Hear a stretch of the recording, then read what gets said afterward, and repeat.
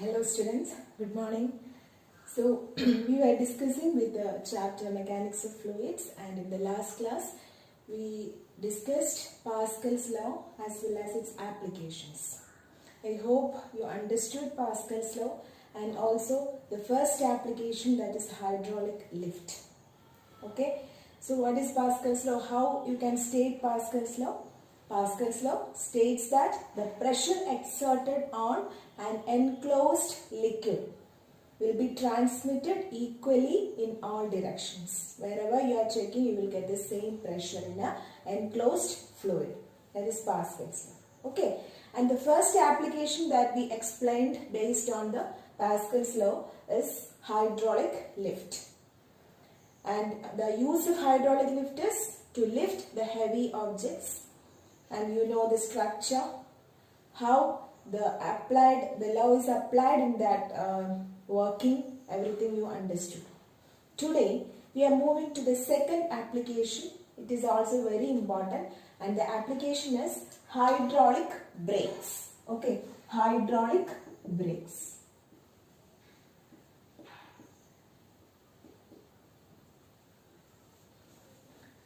So hydraulic brakes means the brake system in automobiles.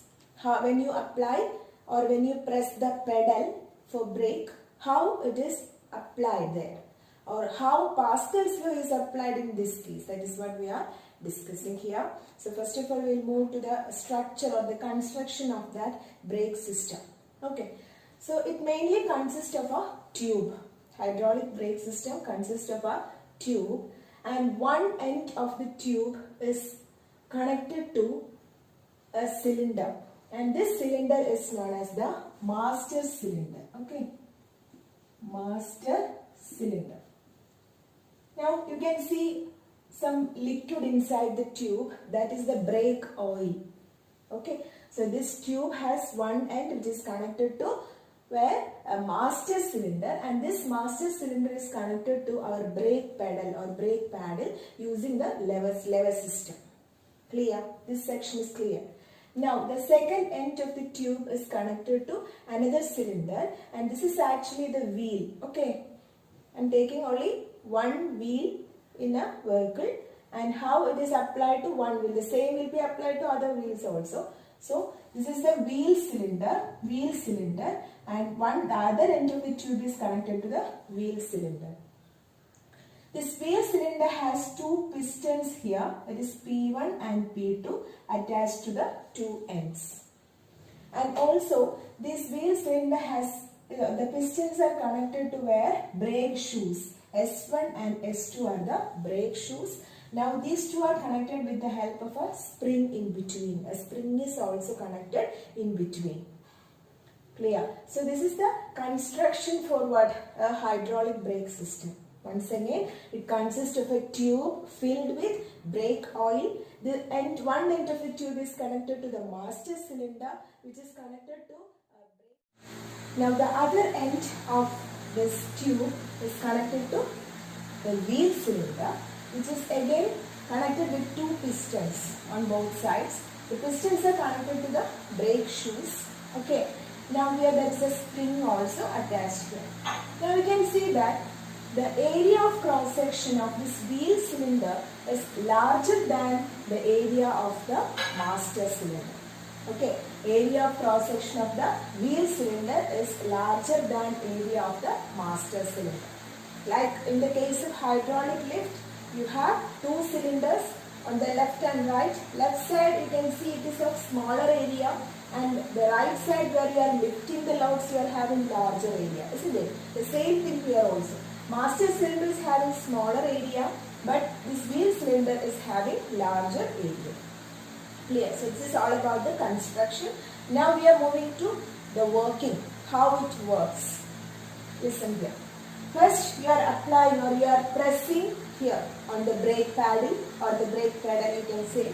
At that time the pressure is applied towards the master cylinder, isn't it? Now what will happen?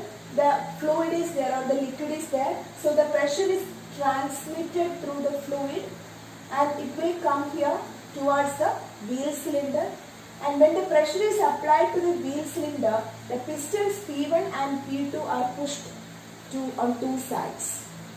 Okay, when the pressure is applied to the wheel cylinder, the pistons on both sides will be pushed on two sides. At that time, it will apply pressure towards the brake shoes.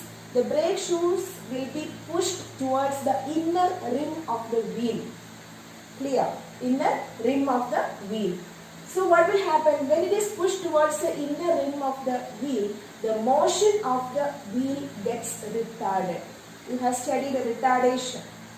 What is retardation? Is decrease in the acceleration or negative acceleration. That means when you are applying force on the brake pedal, the vehicle should stop, isn't it? The motion of the wheels should stop. For stopping that, what you are doing is you are applying force here, so that force or the pressure will be transmitted through the fluid and will be coming here to the wheel cylinder. At that time, the pistons will be pushed on two sides. As a result, the brake shoes will be moved towards the inner rim of the wheel. When it is moving towards the inner rim of the wheel, the motion of the wheel gets reduced or it gets retarded. As a result, we can stop the vehicle. Clear? Now we can see this is a small cylinder when compared to the wheel cylinder. The area of cross-section of master cylinder is small when compared to the wheel cylinder. So what happened? You are applying a small force only, isn't it? When you are applying brakes, you are applying a small force on the brake pedal. But that small force is enough or required to retard the motion of all the wheels there, isn't it? Because if a vehicle has four wheels, that means when you are applying the force on this brake pedal, this pressure is transmitted equally to all the wheel cylinders. Clear? Otherwise skidding will happen. No? So since it obeys Pascal's law, the pressure is transmitted equally to all the wheels and it can prevent skidding. And also you can see a small force is required, but it can produce larger force to the wheel cylinders so that it can retard the motion. Understood? So this is actually the working of hydraulic brake. Okay? So when you apply force on the brake paddle or the brake pedal, it will push towards the master cylinder because you are applying pressure. That is force acting on an area. So this pressure is transmitted through the fluid, but one end of the tube is connected to a wheel cylinder, so that the pressure will also move to this wheel cylinder. When the pressure reaches this point, it will exert force on the pistons on both sides. So the pistons will push the brake shoes. Brake shoes will move towards the inner rim of the wheel. As a result, the motion of the wheel is retarded or reduced. Now, suppose if you are releasing your leg from the brake paddle, what will happen? What will happen? As this spring, this connected between the brake shoes will get released. So the brake shoes will go to their original position. Then P1, P2 will come back to its original position and everything will be in the normal position. Understood? Then the vehicle can move. Clear? So this is the construction and working of hydraulic brakes. So now you studied two applications for Pascal's law. First one is hydraulic lift. Second is hydraulic brake. Clear? Okay.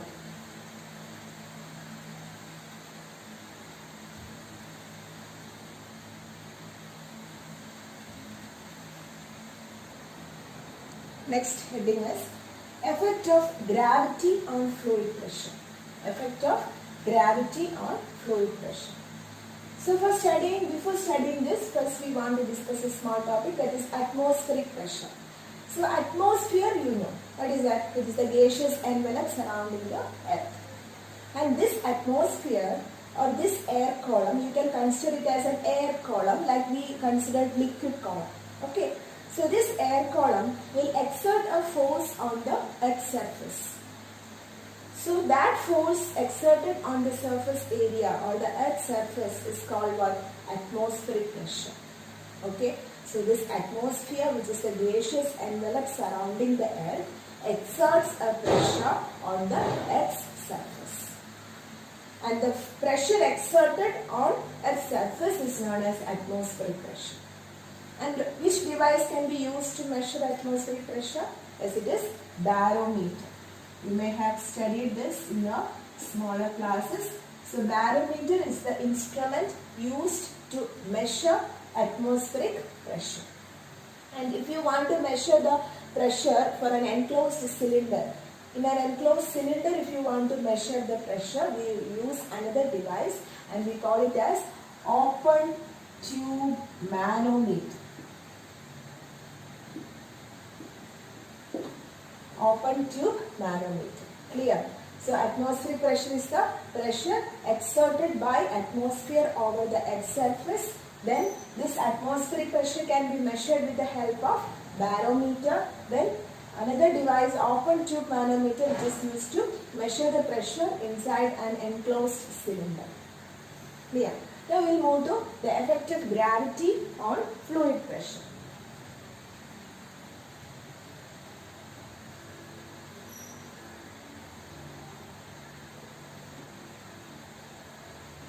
So first, actually we are discussing how the pressure changes, in accordance with the depth. How the pressure changes in accordance with the depth. Okay.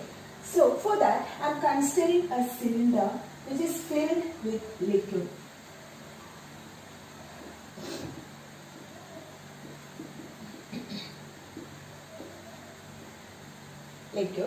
Now this liquid is in equilibrium. That means the liquid is not flowing. It is at the static condition. Okay. So now the liquid is in equilibrium. So the liquid pressure will be same at the points that we are taking from the same depth, isn't it? Otherwise the liquid will not be in equilibrium. You can see. So now this liquid is in equilibrium means it is not flowing. It is in a steady state. And if I take this point from this height, if I want to check, the pressure will be same. Again at this point from this height, the pressure will be same. The liquid pressure must be same. But we have to prove that, isn't it? For that, I am taking a liquid. Now it is in the steady state. And here I am considering a cylinder in the form of a liquid column. This is not cylinder. That means you are not placing a cylinder inside the liquid. You are considering the liquid in the form of a cylinder. You are assuming the liquid column in the form of a cylinder inside somewhere. Clear? This is a liquid taken in a cylinder. Taken in a beaker. This is also liquid column in the form of a cylinder. You just assume that there is a liquid column inside the beaker, which is in the form of a cylinder. Okay. Now listen, in this particular cylinder, what all forces can be exerted? Yes. First one is, this is having an area. Let us assume that the area of the cylinder is A. Okay.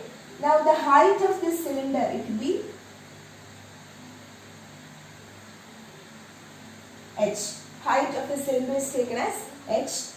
Now here, this particular cylinder has an upward force. That is, the liquid will exert a pressure on the upside, isn't it? That pressure, it can be taken as P1. So here it is exerting a force. What is the force then? Force F1 is equal to, how can you say? Yes, it is P1 into A. P1 into A. Isn't it? Again, downward force is there. Downward the liquid exerts a force in this direction, and that will be taken as P2A, because A is the area of cross section. P2 is the downward pressure exerted by liquid towards the liquid column. Now in the upward side, it is P1 into A in this direction. Is much clear? So P1A, then P2A, and one more force is there. What is that force? Is the weight of the liquid column acting downwards. Isn't it? Weight of the liquid column acting downwards, we can take it as W. Clear? So P1A is there, then F2 we can take it as the P2A, and also the weight of the liquid column, which is, what's the value, as it is mg. Mg is the value, isn't it? Now instead of m, you can write density into volume, as we have derived an expression like H rho g for liquid column. What is the expression for weight then? As for mass, you can write it as density into volume into g, and this volume you can change into A into H rho g. So what is weight? Weight is A H rho g. Just change the expression, that's all. Okay, so here, since this is in equilibrium, the forces acting downward must be equal to the forces acting in the upward direction. Then only it will be in equilibrium, isn't it? Now this is in steady state, it is not flowing, so no horizontal forces are there. Horizontal force means in this direction, no forces are there. Okay, so we can neglect the horizontal forces. Only vertical forces are acting in two directions. One in the upward direction and other in the downward direction. Now these two must be equal so that the liquid will remain in equilibrium. So you can write P1A plus W must be equal to P2A. So P1A plus W must be equal to P2A. Okay. So that is, you can take this like this. P2A minus P1A is equal to W. Clear? What is W? It is AH rho G. So I can write AH rho G. So A is common, A get cancelled, and remaining P2 minus P1 is equal to H rho G. P2 minus P1 is equal to H rho G. Clear? So here the effect of gravity, that is why the gravity term also came here. Now we will check the condition where there is no gravity. If there is no gravity, in the absence of gravity, how does this equation change? As this equation will change to P2 minus P1 is equal to 0 because G is 0. If there is no gravity, this value will become 0, isn't it? So you can write P2 is equal to P1. That is what Pascal's law, isn't it? The pressure exerted on an enclosed cylinder is equally transmitted. That is why P2 and P1 all are equal. Wherever you are checking, P2 and P1 are equal. So you can say this Pascal's law can be modified with the term of gravity, like P2 minus P1 is equal to H rho G. P2 minus P1 is equal to H rho G. Clear? Clear, no? Now listen, if we shift the point 1, so this is the point 1 and this is the point 2, where P1 and P2 exerts. Now if I am shifting this liquid column to this top, that means to the surface level of the water, what will happen? That means here, now this cylinder is somewhere here like this. Okay. At that time, this part is above the level. That is, this part, in this part, which pressure is acting? Atmospheric pressure is acting. In this part, atmospheric pressure is acting. That is, we can denote it as PA. PA, that is P small a. That is the atmospheric pressure. So, P1 will change to PA. Okay. Now, this part, let it be P. So P1 changed to PA, that is when I assume that this liquid column is shifted towards the surface level of the water, so that this pressure P1 will change to PA and this pressure P2 I denote it as P. Okay. Now how this equation changed? How this equation changed? You can write the equation as, instead of P2 you can write P. And instead of P1, you can write PA, which is equal to H rho G. Isn't it? That is, P is equal to PA plus H rho G. So what does this indicate? Yes, the pressure inside, anywhere inside the enclosed cylinder will be a term higher than the atmospheric pressure. Okay. So this pressure P is inside pressure. PA is the atmospheric pressure. So always the pressure inside the enclosed cylinder will be greater than the atmospheric pressure by a small term. What is that term? As it is H rho G. That is why when you are taking the difference between the inside pressure and the atmospheric pressure, you are getting H rho G. So that is a difference in pressure. The difference in pressure, and this is an excess pressure, isn't it? So that is known as the gauge pressure. So how can you define this? As it is a difference between the absolute pressure and the atmospheric pressure. Or you can say that the atmospheric pressure, the exact pressure inside an enclosed cylinder is always greater than the atmospheric pressure by a smaller amount called H rho G, and this difference is H rho G, which we call it as the gauge pressure.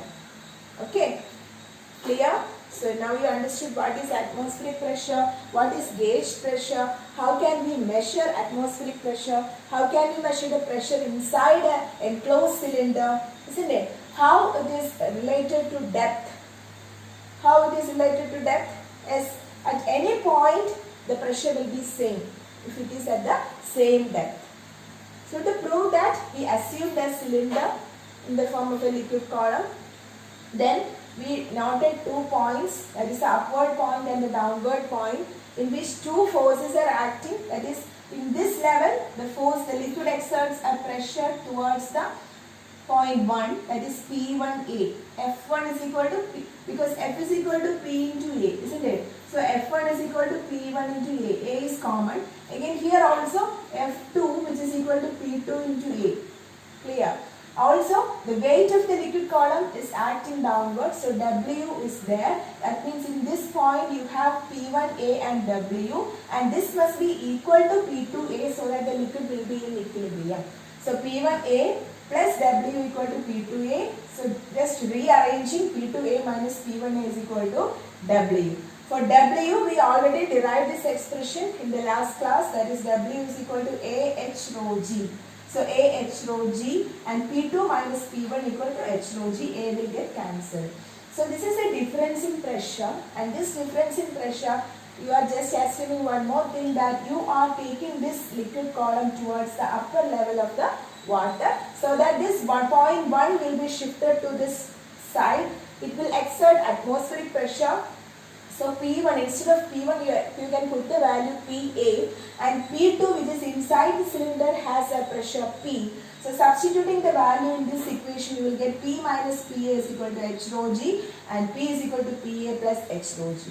That is, the pressure inside the enclosed cylinder will be always greater than the atmospheric pressure by a small amount, and this difference in pressure we call it as the gauge pressure. Understood? Okay.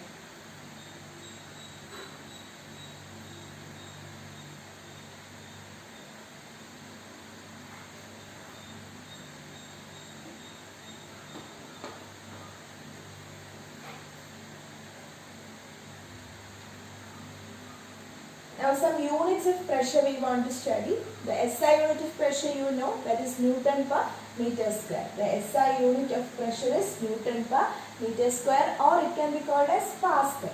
So first one is the SI unit, Newton per meter square or Pascal. Okay. Now atmospheric pressure can be measured like atmos, in atmos. And 1 atmos is equal to 1.013 into 10 raised to minus 5 Pascal. 1.013 into 10 raised to minus 5 Pascals. Okay, that is 1 atmospheric pressure. Now another terms are there. So it is plus 5. Okay. Now another one is 1 bar. 1 bar is equal to 10 power 5 Pascals. 10 power 5 Pascals. Another unit is there, torr is there. Torr is named after a scientist, Torricelli. So torr is also a unit used to measure the atmospheric pressure. Clear? So Newton per meter square or Pascal, SI unit of pressure. Atmospheric pressure is measured in atmos, bar, torr, etc. So 1 atmos can be, this is used in numericals. Okay, it will be given in atmos. You have to convert it into Pascals and do the numerical. So conversion is 1.013 into 10 power 5 pascals. Then 1 bar equal to 10 power 5 pascals. Also 1 torr is equal to, torr is also another unit of pressure, in which we can write 1 torr is actually 1 millimeter of mercury. 1 millimeter of mercury. Clear? So that's all about the units of pressure. So today we discussed one of the application of Pascal's law, that is hydraulic brake. Then the second one is effective gravity on the liquid pressure, and also effective depth we discussed there. We explained gauge pressure. You understood what is the difference between atmospheric pressure and gauge pressure, and also finally some units of pressure. Okay, hope you understood the class. Go through the class clearly and prepare notes. Thank you for watching. Have a nice day.